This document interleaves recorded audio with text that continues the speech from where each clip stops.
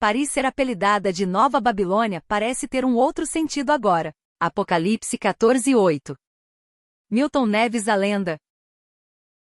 O ritual satânico promovido pelos franceses na abertura das Olimpíadas serviu para mostrar o nível de degradação promovida pela esquerda. Os Estados Unidos também viram que Kamala Harris defende esse lixo. Quem se importa com as Olimpíadas? Aqui está uma foto da Lua sobre San Gimignano. Quem organizou a abertura das Olimpíadas? Os sociólogos da USP.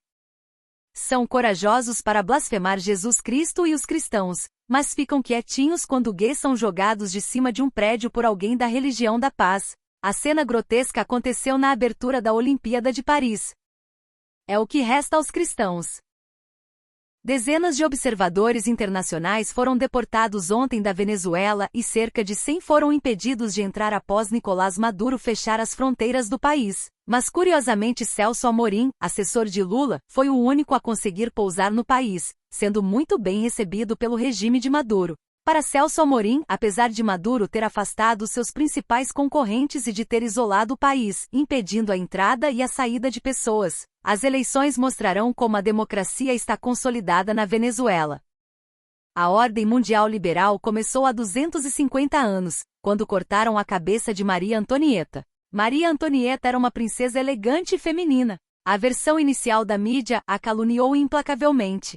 Eles inventaram a mentira sobre ela dizer que os pobres deveriam comer bolo. Eles prepararam uma tempestade de vingança da multidão até que explodiu em fúria e arrastou Marie para ser humilhada e assassinada. Durante o julgamento, ela foi acusada de fazer sexo com seu filho de 8 anos. Suas últimas palavras foram perdão por pisar no pé do carrasco antes de cortarem sua cabeça. Até hoje eles riem dela e se vangloriam, um símbolo de sua disposição em derramar sangue. O liberalismo estava impregnado de sangue. Seu líder Robespierre era um anão, e seus associados malfeitos eram um conglomerado de loucos feios e sedentos de sangue.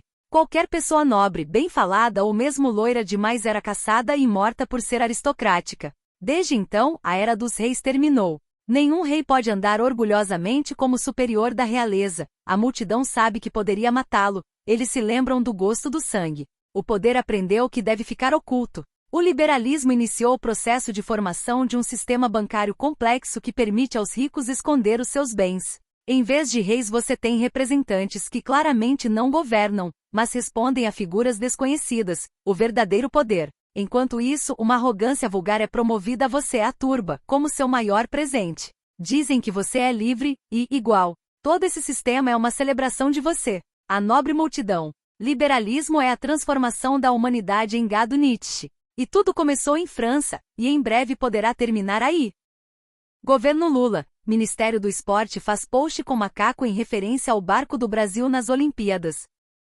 O que mata os empresários brasileiros é a malícia caipira. Platão ensinava que todo poder emana de Deus. Eles acham que emana das propinas. As obras inspiradas por Deus atravessam os milênios. As obras dos maus atormentam o mundo por umas décadas e depois se desfazem no ar. Não tenho nada a ver com a vida de vocês. Quem quiser ser pai de cachorro ou samambaia que seja. Agora posso afirmar por experiência própria que ter filhos humanos muda a vida de um homem para muito melhor. Essa cena teatral horrorosa é um claro desrespeito ao cristianismo. Provocação vinda de pessoas que sequer teriam coragem de fazer uma referência jocosa a Maomé. Mas a imagem não me ofende, pois além de grotesca é insignificante. O momento em que alguém relevante diz a um vendedor de ilusão, sua ideia é ridícula.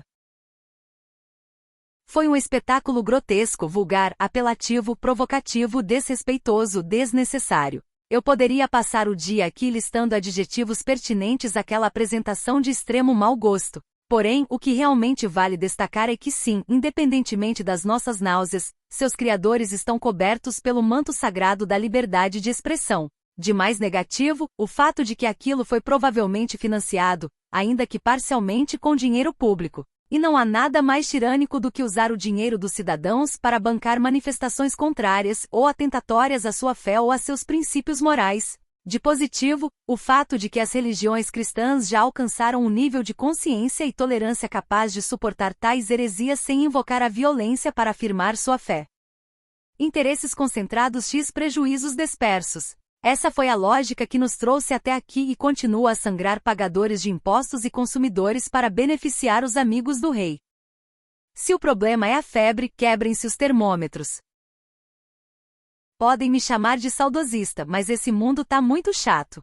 Sempre que vejo essas guerras santas contra o bom humor, fico pensando nos grandes humoristas do passado, nem tão distante assim, como Chico Anísio, Jô Soares, Costinha, Juca Chaves, José Vasconcelos, Paulo Silvino, os Trapalhões e tantos outros hoje, seriam todos presos por crimes inafiançáveis. Soberania? Democracia? Balela.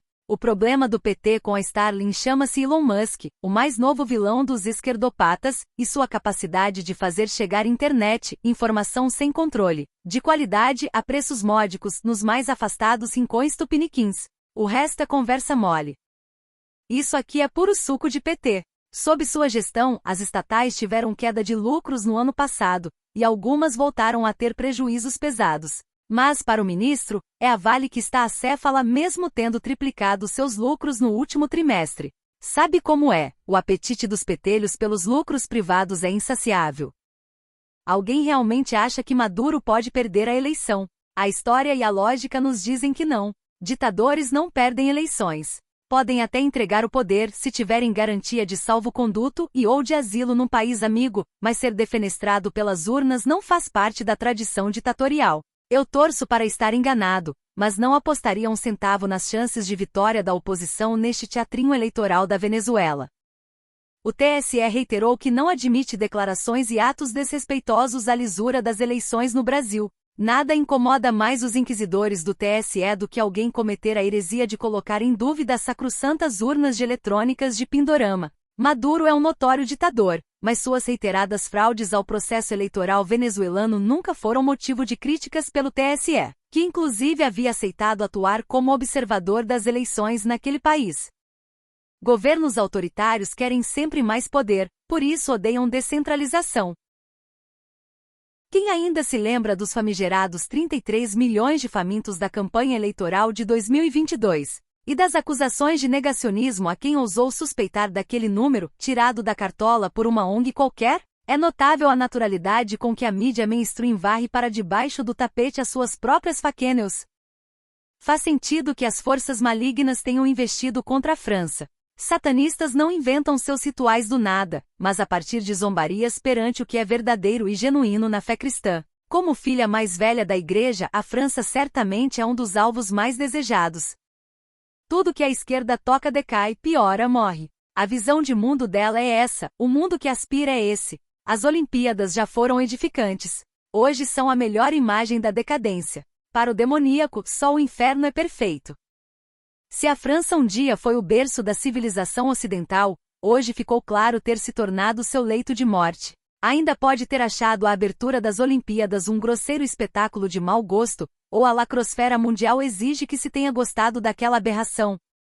Não sei o porquê do susto dos cristãos com o que aconteceu na abertura das Olimpíadas. A França apenas está sendo o que ela é desde a Revolução Francesa e por causa dela. Quem é realmente cristão sabe disso. Paris 2024, abertura das Olimpíadas, conspurcação, deboche, bestificação da raça humana, demolição da civilização, outrora cristã, da qual a França foi pináculo, ultrajando o símbolo máximo do cristianismo, a Santa Ceia, e expurgando da terra o homem-deus, Jesus Cristo. Apelo urgente do ex-presidente colombiano, Iván Duque, caso Nicolás Maduro pretenda roubar as eleições, que a comunidade internacional intervenha com o máximo nível de sanções e com a judicialização deste criminoso antes dos tribunais internacionais que já avaliam seus crimes. Nada é mais imoral e violento do que obrigar um homem a negar o que seus olhos veem. O pós-jornalismo. Com o surgimento da internet e das redes sociais aconteceu uma verdadeira democratização da informação. Agora qualquer um pode noticiar um fato, analisar eventos ou dar opiniões. A imprensa perdeu o monopólio das notícias. Para tentar se salvar, a maioria da mídia fez a transição para o pós-jornalismo. Nesse novo modelo de negócios, o papel da imprensa não é mais informar seus leitores, mas disseminar uma narrativa contratada. Essa narrativa coincide com a realidade apenas quando interessa aos contratantes. Muitos pós-jornalistas estão convencidos de que prestam um relevante serviço à sociedade.